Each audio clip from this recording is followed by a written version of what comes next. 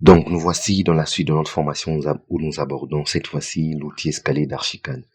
C'est un des outils les plus complexes d'Archicad, mais avec beaucoup d'explications et un peu d'attention, je pense que vous serez à même de maîtriser cet outil.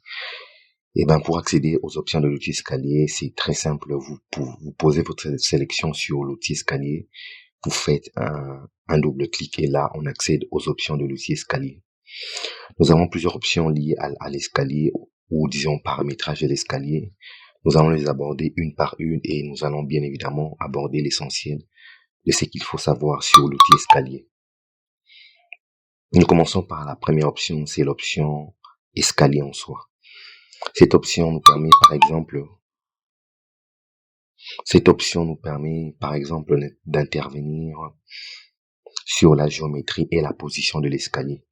Par exemple, lorsque vous cochez l'option non liée, plutôt lié à étage supérieur, vous liez automatiquement votre escalier à l'étage supérieur. Cela veut dire automatiquement votre étage aura la hauteur de l'étage sur lequel il est implanté.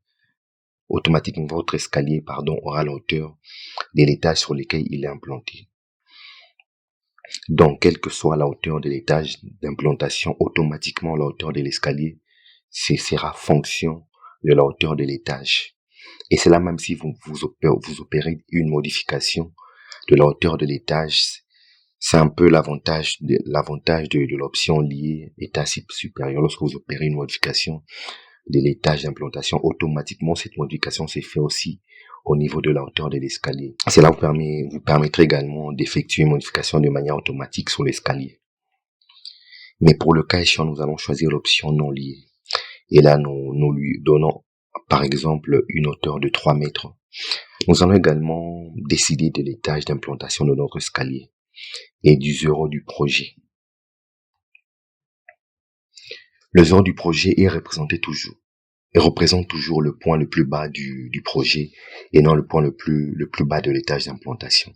C'est une différence à retenir. Celui-ci est donc fonction de la hauteur par rapport à l'étage d'implantation. Nous passons cette fois-ci à droite de ces options de paramétrage et nous avons premièrement la possibilité de modifier l'épaisseur, disons la largeur de l'escalier. La largeur de l'escalier, pour le cas échéant, nous avons une largeur de 1,20 m. Donc une largeur de 1,20 m, je crois que c'est suffisant. Et là, vous modifiez la largeur de l'escalier, vous savez que nous avons besoin de déterminer le nombre de contre-marches. Le nombre de contre-marches qui sera également fonction de la hauteur de contre-marche. Ces deux éléments sont liés. Par exemple, si nous modifions la hauteur de contre-marche en mettant une hauteur de 0,20, automatiquement nous modifions aussi le nombre de contre-marches. Je pense que c'est un principe fondamental dans la construction des escaliers. Je ne veux pas faire un enseignement sur les escaliers. Vous avez également la possibilité de modifier la largeur de marche. La première option qui vous permet d'avoir des marches flexibles et ces marches seront comprises bien évidemment entre 30 et 35. Ces dimensions fonctionnent bien évidemment avec les règles appliquées au niveau de giron et de marche. Par exemple, au niveau de giron, si nous observons certaines dimensions déjà préconfigurées, ce sont les dimensions préconfigurées. Par exemple, au niveau du giron, nous observons certaines dimensions déjà préconfigurées. Ce sont là les dimensions préconfigurées. Donc, nous avons des marches préconfigurées au minimum à 0,25 et au maximum à 0,35. Par conséquent, vos marches seront comprises toujours entre ces deux dimensions.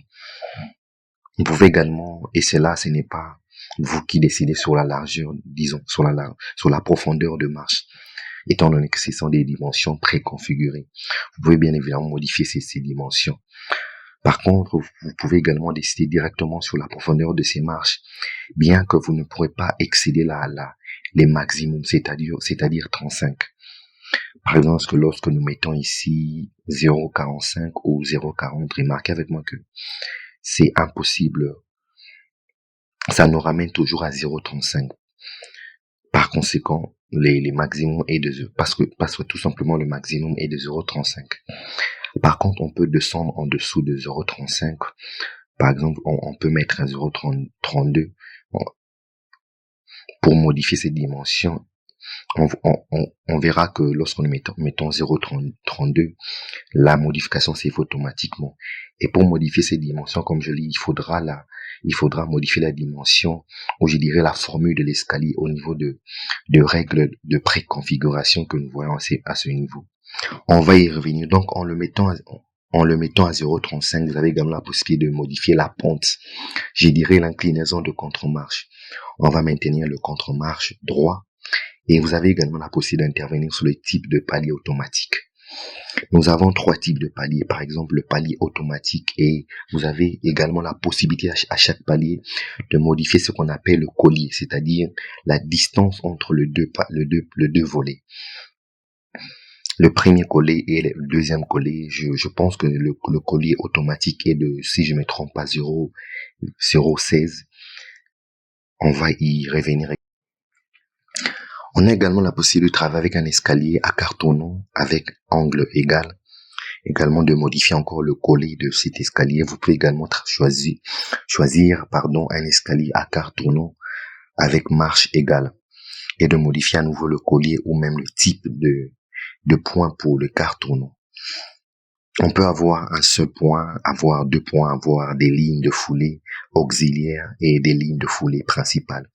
Pour le cas échéant, on va le maintenir. On va garder la première option, donc un seul point. On va revenir sur la première option de l'escalier, c'est-à-dire d'avoir un palier automatique. Il y a également la possibilité d'intervenir sur la ligne de base. La ligne de base correspond tout simplement à la ligne de foulée, c'est-à-dire la ligne par laquelle vous tracez votre escalier. En le plaçant au centre, vous remarquerez que je vais tracer mon escalier à partir de la ligne de foulée, où le tracé se fait à partir du centre de l'escalier. Vous remarquerez que la ligne se trouve au centre. Et quand je modifie, je reviens dans les options, je le place dans l'extrémité et automatiquement, je modifie également l'escalier en fonction de la ligne de référence, au-dessus de la ligne de foulée. En réalité, comme c'est le cas dans la plupart des outils, la ligne de référence ne bouge pas. C'est l'escalier qui se déplace en fonction de la ligne de référence.